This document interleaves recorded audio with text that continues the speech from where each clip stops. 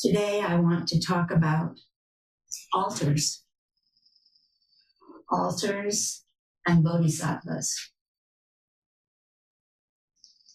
I do so in my mind in conversation with you, deeply devoted practitioners of recent time. I've seen you. I've seen your devotion of many and deeply devoted practitioners of many decades and everything in between. I will say what I am believing, and I hope that when I finish, you will also say what you believe. This talk was inspired by one of our newcomers who, having had Zazen instruction, sat periods of Zazen, listened to lectures, asked, following reference to practice in one of our talks, what is practice? Well, I thought, we should talk very clearly about this. This talk is my first attempt. So it's your job to be prepared. The altar became very important to me when I entered Buddhist practice. Going for Zazen instruction at Green Gulch Farm, we were taught to stop outside the Zendo door. Stop. Not pause in the course of walking through, not to keep on walking and walk through. Stop at the door's edge to my right. Cross over the threshold with my right foot, continue with my left, full stop, turn toward the altar, bow. This was the first lesson in complete presence in this moment, and complete presence focused on the Zendo altar. We do that here at Berkeley Zen Center too. We enter this Zendo, take a few steps to the middle of the first aisle, if that is our destination, or to the middle of the back aisle, if our destination is further in. We stop and we bow to the altar. An altar is a focal point in a Buddhist temple or Zendo. When a Saturday speaker, like just now, enters the Zendo, when a priest opens Zazen or begins service, the first thing we do is face the altar, focus upon it, and bow. We all deeply bow to the floor, toward the altar at the beginning and end of our services. All the major religious traditions of the world have altars. Buddhist, Christian, Hindu, Jewish places of worship all have altars. Many mosques have altars. In traditionally Buddhist countries in Asia, Buddhists have altars in their homes, which they use to honor family members who have died. In towns in Japan, altars with the figure Jizo are common in shrines and at the edges of sidewalks. On a sidewalk on Alston, just south of Strawberry Creek Park, maybe some of you've seen this, is an altar honoring a young man of Berkeley who was killed. It stops you, stops me as you walk by. We at BZC have a Jizo garden where some leave memorials for loved ones who have passed, and some pray for those who may be lost mentally or physically. Altars on sidewalks are invitations to stop, focus, make an offering. Sometimes our offering is just a thought of consonance with those who have created it. Bow. Some Buddhist practitioners here have altars in our homes, providing us a focal point for our personal services, our home practice of Zazen, and our own well-being and memorial services.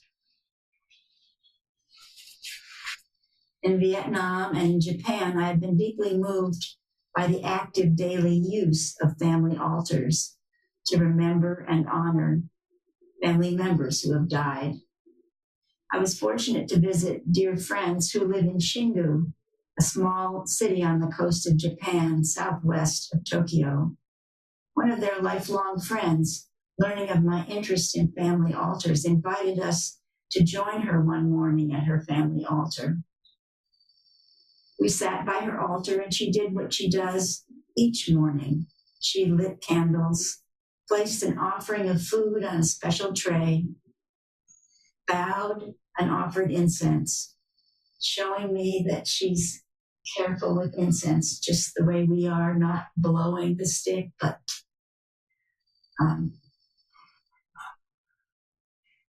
then she sat in front of the altar and talked to her parents. We couldn't understand that part because it was in Japanese.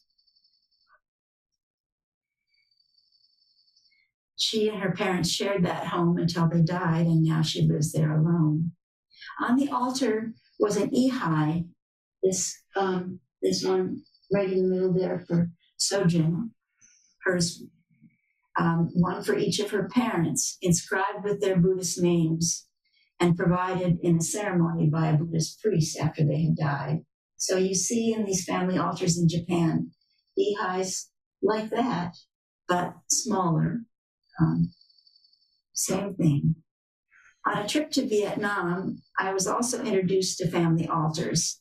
In a traditional rural Vietnamese home, the family altar is large and in the center of a room that's devoted to honoring and remembering ancestors. Walking through a Christian community in Vietnam, a group I was with was invited into a home and saw a Christian altar on a living room, similarly honoring family members who have died.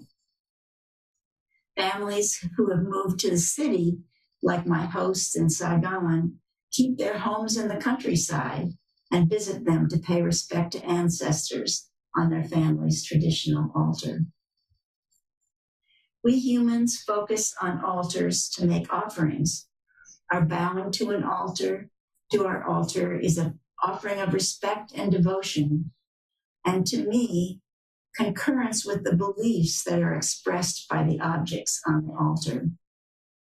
Flowers and flower buds are also offerings, as is the great care offered by those volunteers among us who tend our altar. Chidens, we call them. As our dear friend Megan Collins said recently, this is not a flower arrangement. This is an offering to Buddha. As part of special ceremonies honoring our founders and at mealtime in sesshin, we offer a tray of food and tea. In the past, we offered incense. Some of us at home still do. Our Berkeley Zen Center altar tells the story of what we honor and what we believe. Our altar teaches us our practice. What does this altar, our altar, say to us about practice? Topmost is an antique statue of Buddha in meditation posture. Richard Baker, then abbot of San Francisco Zen Center, was highly skilled at finding in Japan beautiful antique Buddhas and other Buddhist statuary. He made this one a gift to Sojin and to BZC. I've been told it's made of paper mache. Has anyone else heard that? I guess maybe, yeah, the person nodding told me. Shakyamuni Buddha is believed to have lived in Nepal about 500 BC. He wandered in that area, attracting followers who listened to his teachings, took them to heart, and taught others. Fully enlightened when he died, he is believed to have entered nirvana. Bodhisattvas are on our altar also. They also are important expressions of our practice, right in front of Buddha, and then the figures around in the middle area. Traditionally, Buddhism holds that ordinary people, most of us, we are reborn due to our accumulated karma. In succeeding lives, we have a chance to lead better lives to make up for past karma. As the Ehek Hoso Hotsuganmon, one of our chants that was lectured about recently, says, although our past evil karma has greatly accumulated, indeed being the cause and condition of obstacles in practicing the way, may all Buddhas and ancestors be compassionate to us, relieving us of karmic effects, allowing us to practice the way without hindrance. It is theoretically possible for people to lead stellar lives, become enlightened and not subject to rebirth. A person devoted to Buddhism can become fully enlightened, become a Buddha, and enter nirvana. Bodhisattvas are people who, deeply committed to living their Buddhist practice, do not strive to become a Buddha, but choose rebirth in order to serve humanity through other lifetimes, to help others attain enlightenment. In our tradition, bodhisattvas are highly valued practitioners, and the bodhisattvas on our altar represent highly valued bodhisattva ideals. We chanted some of their names in the meal chant this morning. What did I do with my? Yeah, there.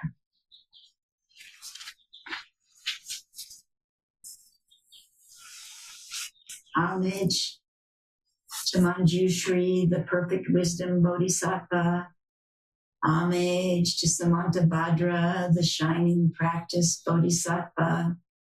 Homage to Avalokiteshvara, the infinite compassion bodhisattva. Homage to the many bodhisattva mahasattvas. Homage to the Maha Prajna Paramita.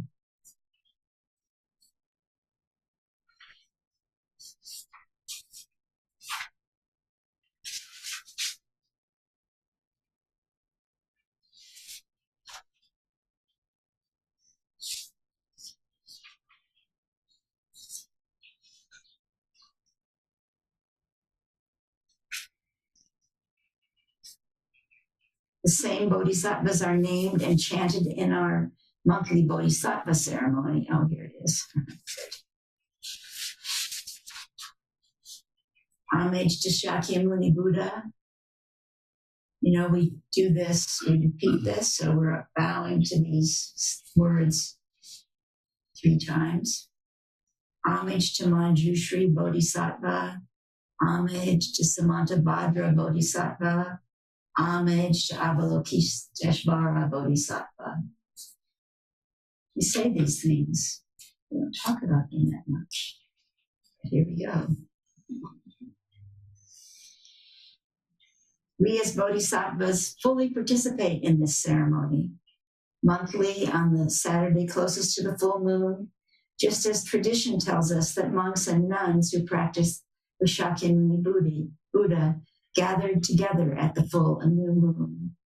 They long ago, and we now, renewing vows to the bodhisattva precepts, bowing and chanting Buddha's name and the names of these same bodhisattvas.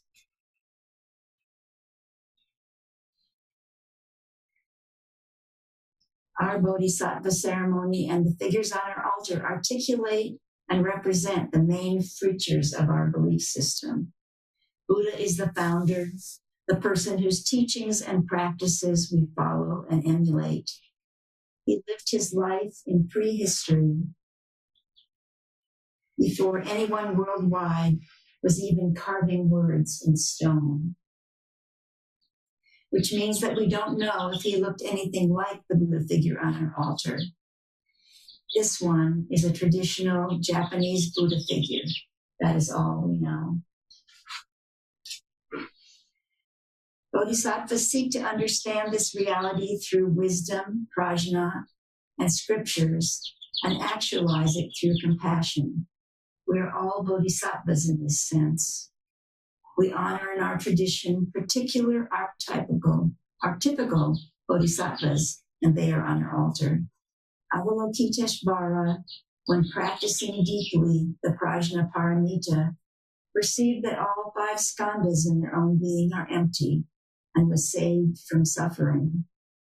O Shariputra, form does not differ from emptiness. These are words that we do twice a day here from the Heart Sutra. Centered right underneath the Buddha is a clay figure of Prajnaparamita, meaning perfection of wisdom, as in the perfection of wisdom scriptures, of which the Heart Sutra we chant every day is one. Our figure representing Prajnaparamita is a female made by Rebecca Maeno, a beloved member and priest of Berkeley Zen Center, who died in 2010. Ozan gave a lovely talk about Rebecca in a session shortly after she died, and said that the body of Prajnaparamita was like Rebecca's own body. Y'all really look for this on the website. Just enter in the search Prajnaparamita, and you get his talk right after she died. You get to hear a really young Ozan voice, which is cool for those of us who didn't know him when he was young. A lot younger than me now. When Rebecca was working on the figure, she used Karen Dakotas as a model, and she also modeled features of the face after her daughter's face. Karen estimates that Rebecca was working on Prajnaparamita about 1983 or 1984. Here's a story I've heard and like. Likely someone in the Zendo can confirm whether it's true or not.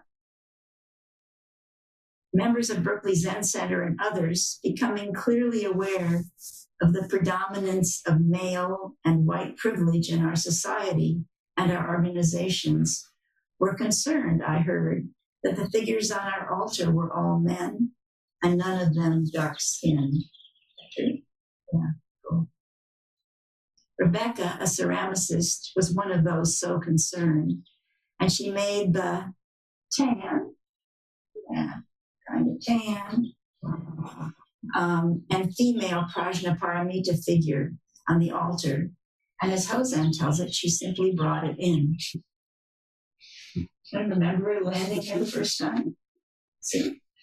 I just remember when she was doing something and she really wanted to emphasize the breasts. So I do appreciate them because they're quite wonderful. Yeah. Bless her. Prajnaparamita is the Bodhisattva of wisdom. Prajnaparamita personifies the perfection of wisdom, comprehension of the boundless nature of all things, spelled out in the Heart Sutra, which we chant daily in morning and evening services.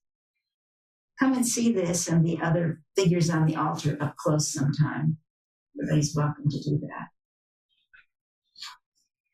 There is a small Bodhisattva figure forward of and to the left of Prajnaparamita, directly across from the gold candle. This figure is Avalokiteshvara, the Bodhisattva of Great Companion, known in China as Kuan Yin. This bronze figure was made by Jack Van Allen, a devoted Zen practitioner who began practicing with Suzuki Roshi in the 1960s. Jack's primary trade was making turquoise and silver rings and belt buckles, reputedly popular with San Francisco rock stars, including the Grateful Dead. He also made small bronze castings of bodhisattvas. Several statues he made are here at BZC. Now here's a story. And I'm still working on a personal witness to the story. And if I can't find one, maybe we'll have to tell you we couldn't find one.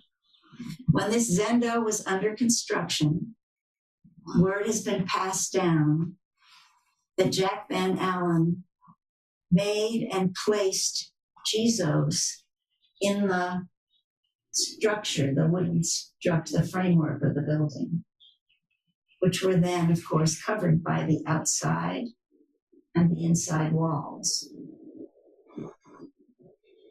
Sitting here, if the story is true, we believe the story is true. Who would make up a story like that? We are surrounded by Jesus. Isn't that touching? Jesus being a protector and savior who intervenes and helps those cause and places of suffering. We have a Jesus garden behind, and annually a Jesus workshop and ceremony.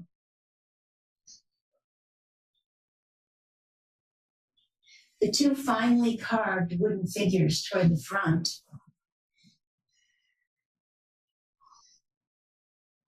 are Samantabhadra, the Bodhisattva of practice and meditation, or as we say in our chant, the shining practice Bodhisattva.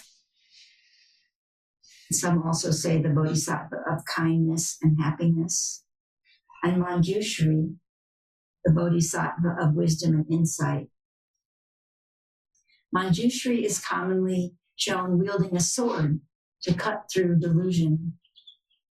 Sometimes he rides a lion, as doing so represents fearlessness.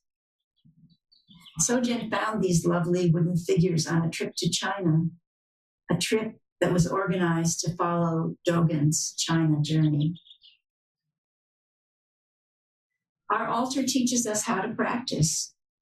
With our original teacher, Shakyamuni Buddha, our practice is sitting zazen, valuing the teachings, the teacher, and the Sangha.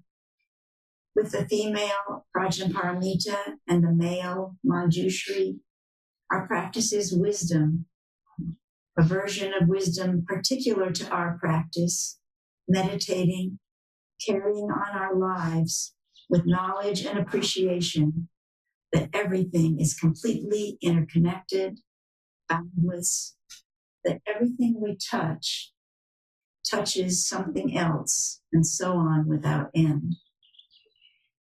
We know that what we do and how we do it affects everything else, and so we work on doing so with thoughtful care.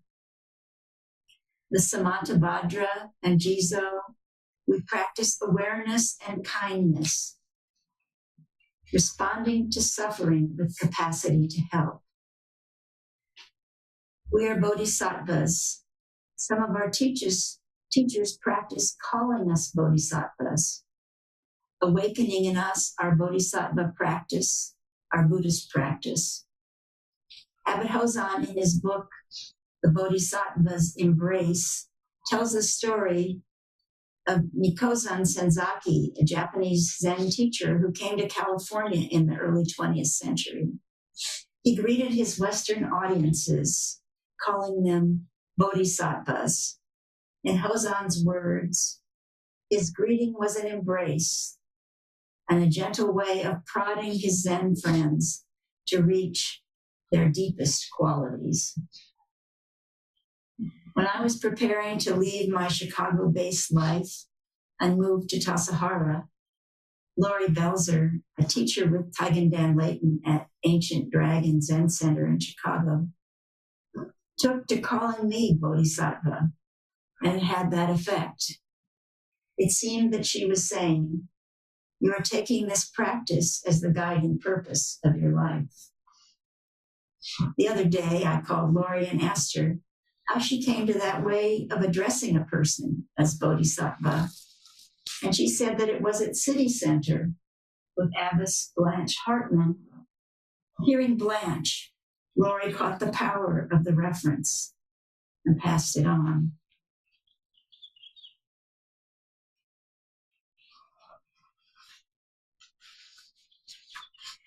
The title Bodhisattva is for each of us.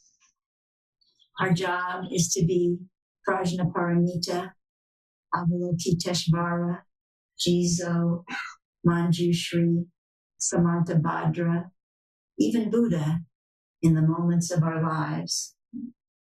This is our practice, to live with the understanding of the total interconnection of everything, to act knowing that all actions have real life consequences, that everything continues, that nothing stops. To be compassionate with others, near and far, and to support those who reach where we cannot ourselves reach. Particularly thinking these days of those who are reaching into Gaza. There are charities doing this really well. Horrible it is. To protect those caught in places of suffering and to maintain our Jizo garden so it is there for others. To cut through delusion with wisdom or to seek help in doing so.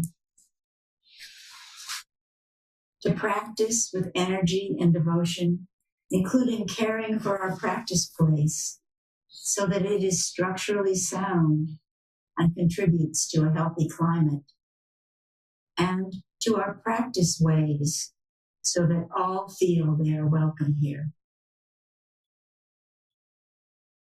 What is your understanding, Bodhisattvas? What is our practice?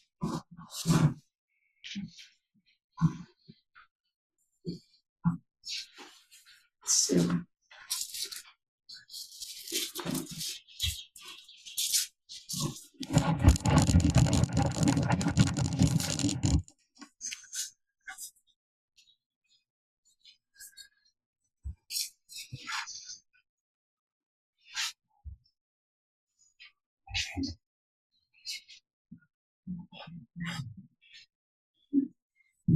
Thank you.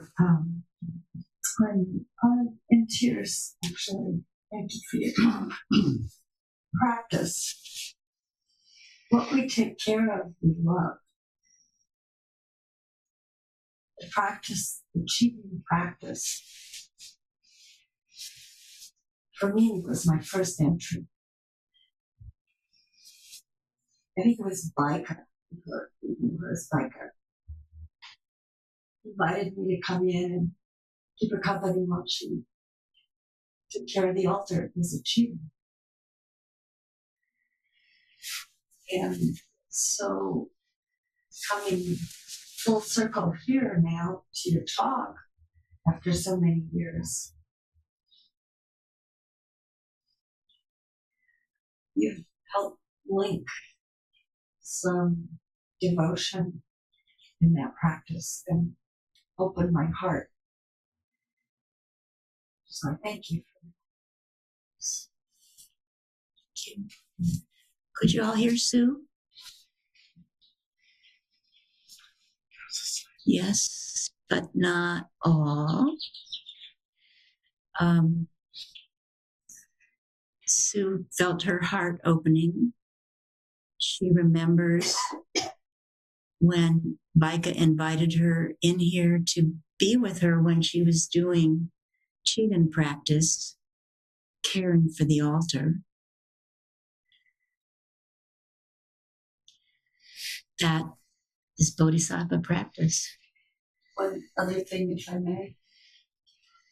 I just want to add that you know, like this morning when I came to Sesshin, I had some time and I noticed that there were some things I could take care of in the bathroom. It's not exactly an altar, but taking care of that.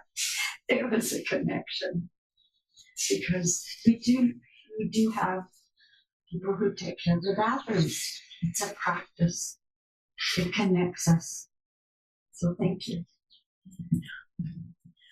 I think one of Jack Van Allen's statues is in the courtyard bathroom, so everybody can see that up close. Taking care of the bathrooms, taking care of everything. I mean, I was noticing this morning how beautifully cared for the abbot's office is. I mean, fresh flowers, everything was beautiful. Some Bodhisattva is doing that. I think I know who. Yes.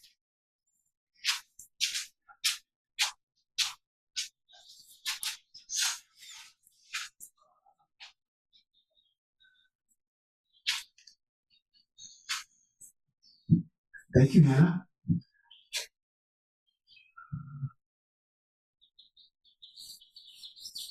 Another name for Prajnaparamita is Mother of the Buddhas.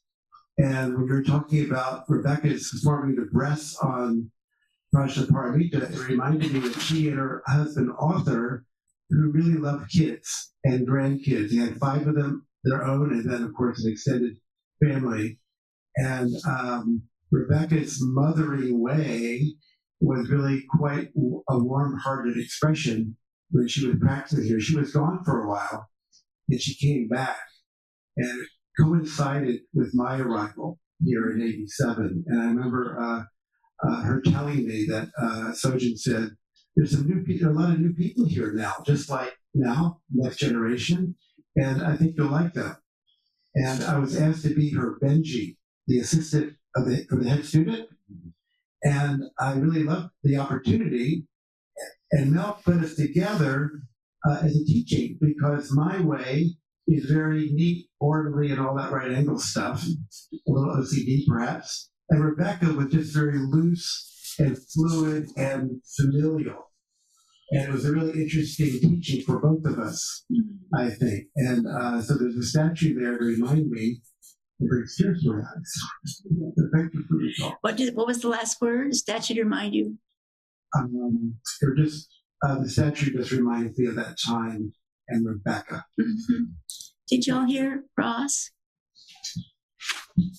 Yeah. Yeah. Oh, good. They're nodding. Thank goodness. Yeah. Yeah. The story. Rebecca apparently was sitting in Dwight Way in the attic, that first Zen place of Berkeley Zen Center, and then had kids and was away while the kids were little, and then came back here. We have many mothers here who stepped away, take care of children, and come back. Mm-hmm. It's a real sign of great practice and devotion. Yeah. The Unitarian Church, they told me, just leave them home and let them watch TV. You come to church. Is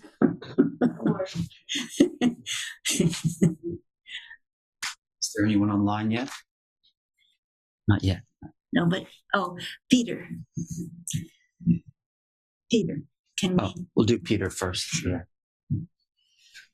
How do we hear him? How's that? Okay. So I remember something about Jack Van Allen, it goes back pretty far, and I don't really remember the occasion. It was a very significant occasion where we were going to have a ceremony. I think it might have been Sojin's installation or something like that. But I was to make a cake as part of the celebration. And for some reason or another, I got the idea that it should be decorated with 108 chocolate Buddhas. And Jack made these rubber molds for me where I could pour. He only made a couple of them. And I had to kind of store these chocolate Buddhas in my freezer for a long time. But anyway, it was a wonderful experience. And I'll never forget Jack's devotion. Did you see the Zendo when it was just a framework? No. This is some years after that. Mm-hmm. Had you heard that story about the Jizos in the? No, I hadn't actually. Okay, still working on trying to find it. Thank you. Yeah, thank you.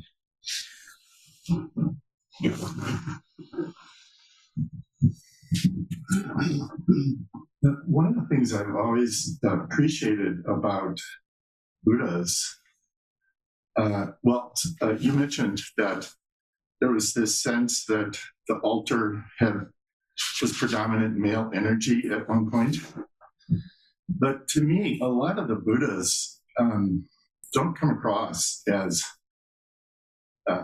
even particularly male. And, maybe it's the Buddhas from Southeast Asia that I'm most familiar with, but they sort of come across as androgynous and very ambiguous as to whether, what kind of a person gender-wise they are. And I've always appreciated that about them. Mm-hmm. And all these bodhisattvas, maybe our Buddha is not so ambiguous, but these other Jisos to me, or Jisos and bodhisattvas, they don't strike me as gendered. So anyway, I've felt that about it. But back to Jack Van Allen putting things in the walls. Mm-hmm. I just want to remind everyone, since we have at our house, all the walls are opened. We are constantly surrounded by studs. Okay, so just keep that in mind. You can put things in the walls now. Maybe to balance it out.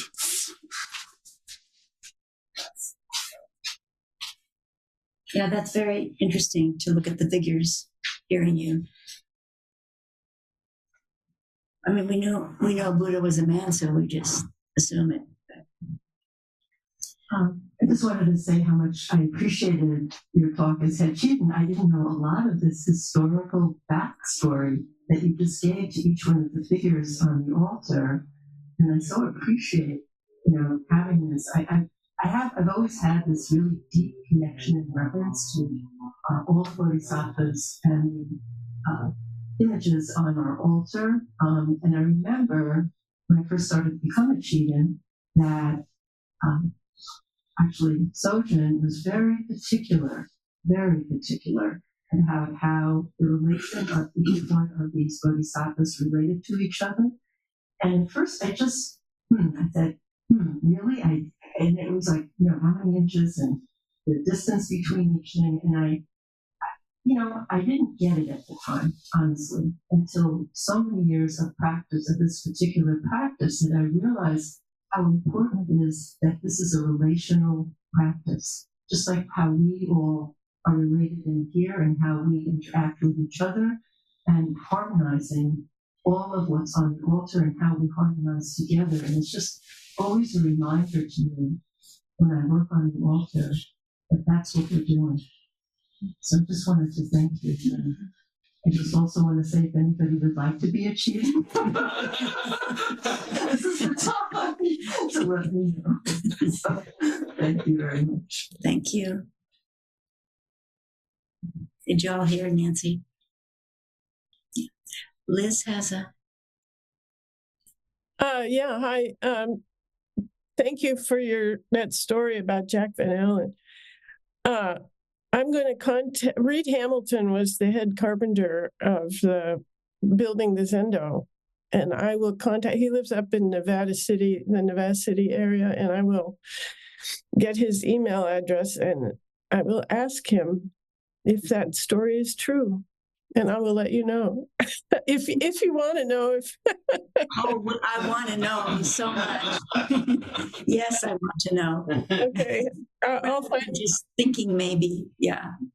I'll find out for you. Thank you. Yeah. Thank you, Hannah, for your talk. Yes, just reflecting on being achieving. I always loved it because it's such a devotional ritual. It's not like the altar's so dirty, but it's a ritual, just honoring every element on the altar. But I wanted to just mention my own home practice. I even have a Jack Van Allen statue that I inherited. I think both Fran and Al had different things, so they're all in my home. But the one I love is that it's in my kitchen. Someone gave me an altar and it was made out of a little mint can, you know, that opened up with little vents. And then they put it, it's all homemade. They put a picture of Buddha in there and you know, a flower. And so it just sits on my windowsill. And I developed the habit every time I cook, go in the kitchen, or to cook a meal. I bow to it. And I just love that practice. I have yet to, once in a while, I'll feed the Buddha, you know, give a little food, but that I haven't fully developed. But I just love the bowing practices. Thank you. Maybe just one more. Thank you for your talk. Sorry, I want to hear everybody. Just as if people are taking hand up on appreciating the physical images on the altar, I just wanted to share with you. When it's often difficult to get the bullets for flower offerings lined up right because Prajnaparamita, you know, is somewhat at an angle, right? And so it's lying up the knees. So my check, you know, to make sure that, so maybe Lumina's heart can see from where she is, sort of get in the middle, and if I'm sort of right there with the chairs, Prajnaparamita just sort of floats over on the dish holding the water. Ooh. And that's how I know I've got the lines. So you can observe that when you just even move in the back. Thank you. Wow, that's beautiful. Because you do worry when you're trying to line it up. Now we know. Okay.